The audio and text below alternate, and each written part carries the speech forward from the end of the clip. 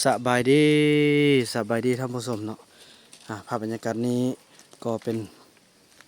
ต้นสวยจะให้ทางแม่เฒ่ามีกินข้าวกันเนาะโอ้กินข้าวดีแล้วเด้พี่น้องบัดนี้กินข้าวแล้วสิได้กินยาเนาะนี่แมวของกับพอดีเกิดลูกแล้วพี่น้องเอ้ยนี่อ่ะ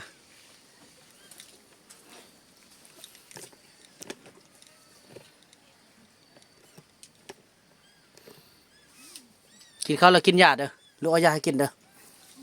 ดีแท้แล้ววันนี้กินข้าวแซ่บแล้วเนาะบ่ลำไอแล้ววันนี้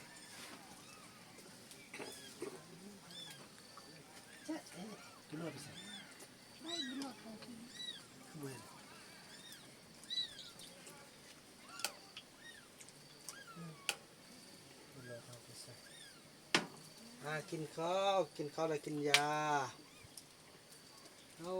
แมว1 2 3 4ตัวพอดีเกิดมือยกอันเศร้าประตูเข้าบ้านเลย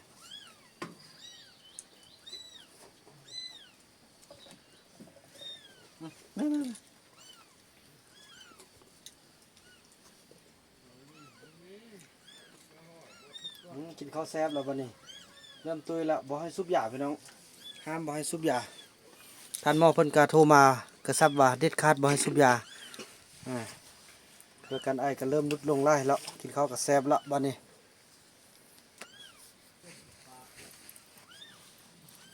เพิ่นกินข้าวแล้วขอเนาะพี่น้องเนาะ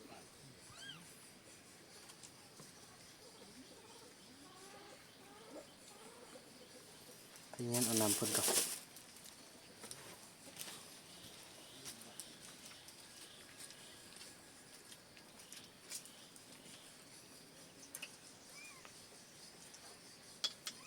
อยากมีผู้สาวคือกันเดล่ะ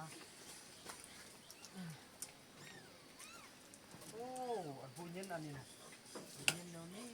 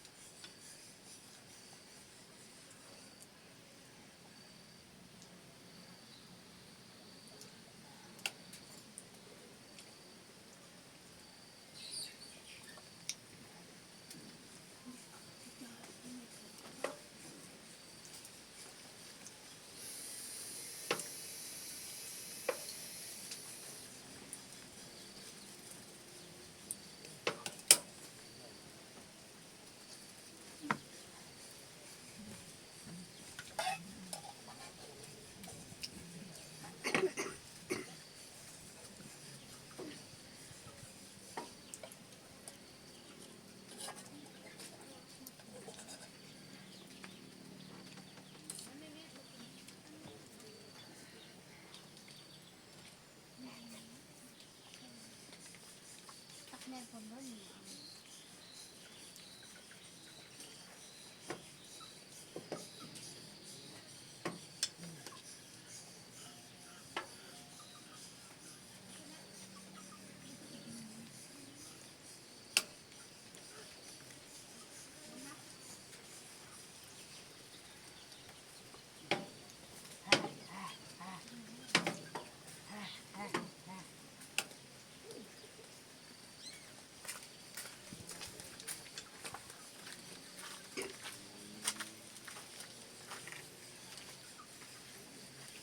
เขามากินยาบริสุทธิ์แล้วติบริสุทธิ์ยาแล้วติบริสุทธิ์แล้วติมีข้าวซุปเนี่ย สูบอีกแหละอย่าสูบแม่สูบมันบุดี เขายันยันจุบเต็งอยู่ห้ำน่ะท่านหมอบอกสูบเป็นไอตัวเองยังกินยาอยู่วันเราบ่ฟังเนาะ บอกฟังน้องบอกเอาเรื่องน้องหักซุป น้องอย่าให้เดินน้องเด้ เขาเอาที่เจ้าที่ทุ่งนั่นแหละเขาเต็งอยู่ ใช่ป่ะบ่ได้บ่เนาะ องคุณไล่มันเนี่ย อันนี้อยากกินจะซุปอยู่ใส่เนาะมันก็ได้ซุปบะหมี่ตีจะตัวลูกได้ตัวบดีแล้วก็ยาได้ลูกเฮ็ดลูกเขากินยาดีเรายังสิมากินนั่นตึม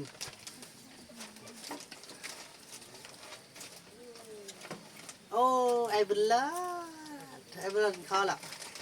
กระทงงามละพี่น้องเอ้ย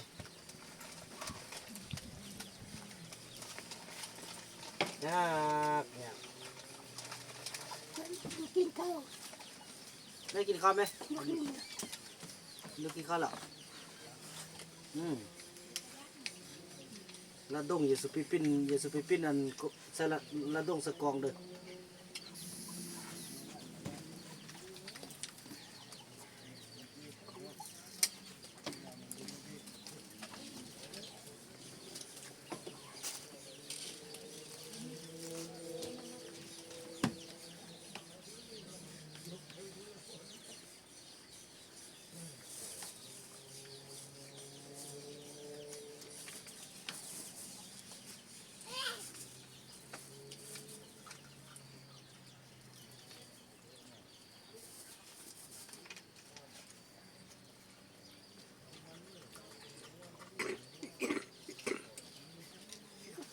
อย่าปิ้นละดงใส่กองเด้อมาให้พ่อไหม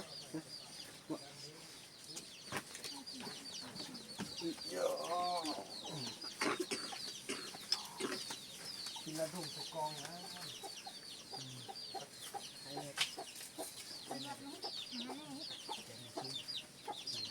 กองสลัดดงกินละดงใส่กอง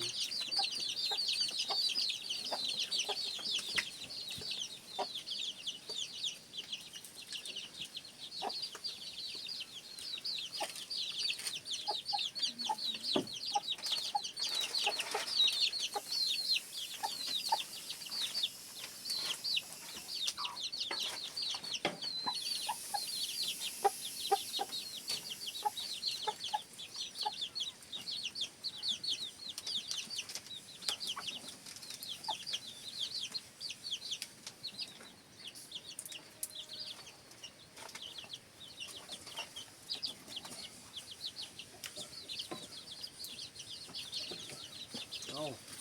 คนไอ้ละ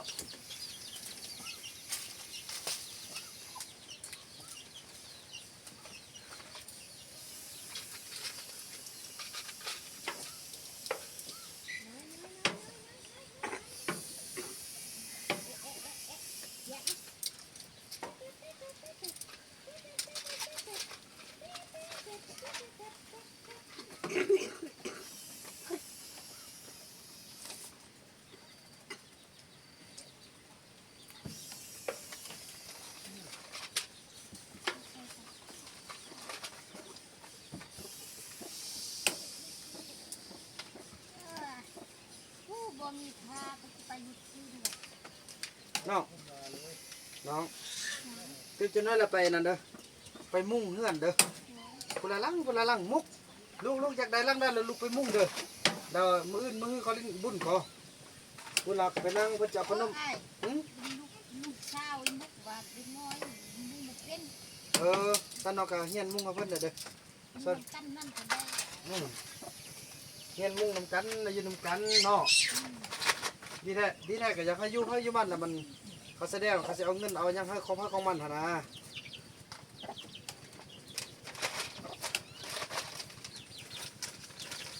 อยู่คนเดียวก็ได้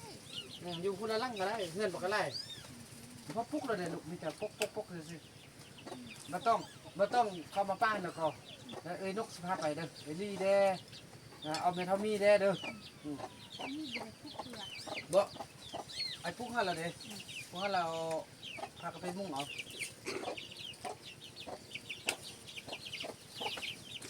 ตบแทบเราไปแกล้งเด้อแกล้งนำเซาลี่เซาติ๊กเด้อ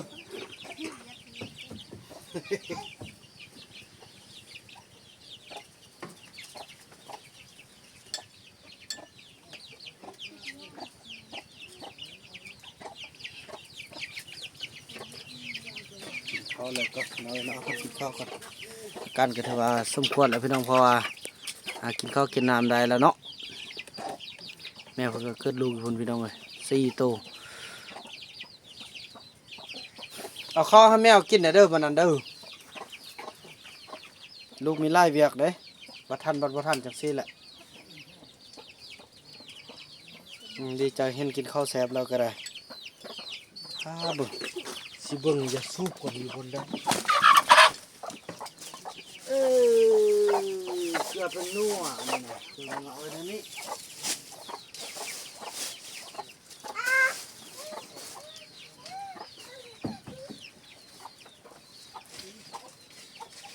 ดีอย่าสูบนะ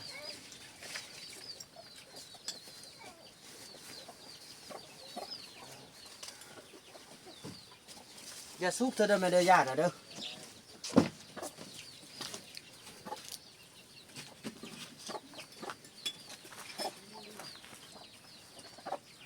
กินยาเลยบ่กินเลยมาอันนี้ลูกไปเมียนฮะเด้อกินเลยลูกไปเมียนฮะอันนี้กินน้ำฮะมันเอาไปล้างเด้อบ่เป็นข้อดีเลยข้อสุขาได้มันเอาไปล้างเด้อ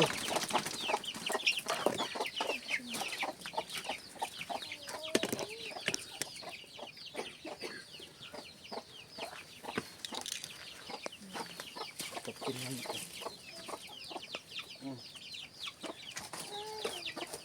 เลยไม่ใส่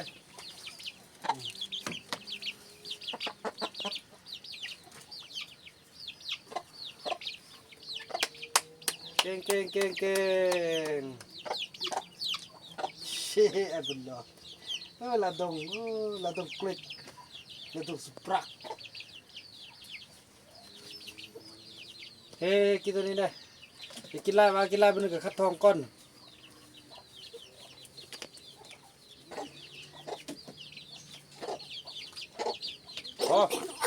กินหมดบัดเดีย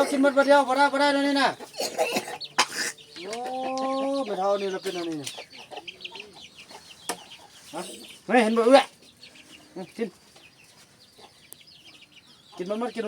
บ่หมดบ่ได้บ่หมดแล้วบ่ซื้อกินหมดบ่ได้กินตึมอันนี้ใส่โอ้จะไปเส้นน้ำจะเป็นแนว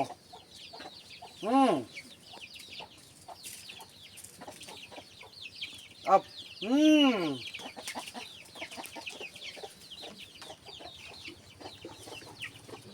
มาเสร็จมันละเก่งเติมบลำไอแล้วละเดี๋ยวนี้นะอับ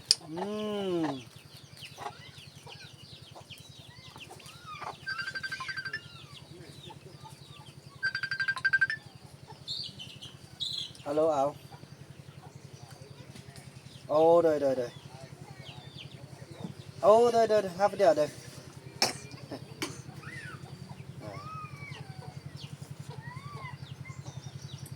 โอเค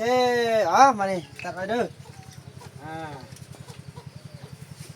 เรียบร้อยพี่น้องเอ้ยเนาะคือเราผ่านไปโดยดีกินยานี่ก็ได้ถือว่านั้นเนาะพี่น้องเนาะถือว่าคลิปนี้บ่าวนำขออนุญาตจบคลิปกับซัมนี้ก่อนเด้อพี่น้องเนาะพอไปเบิ่งอันนั้นสร้างยกอันนั้นก่อนเนาะยกประตูโค้งก่อนคลิปนี้บ่าวนำอนุญาตกล่าวคำว่าสบายดี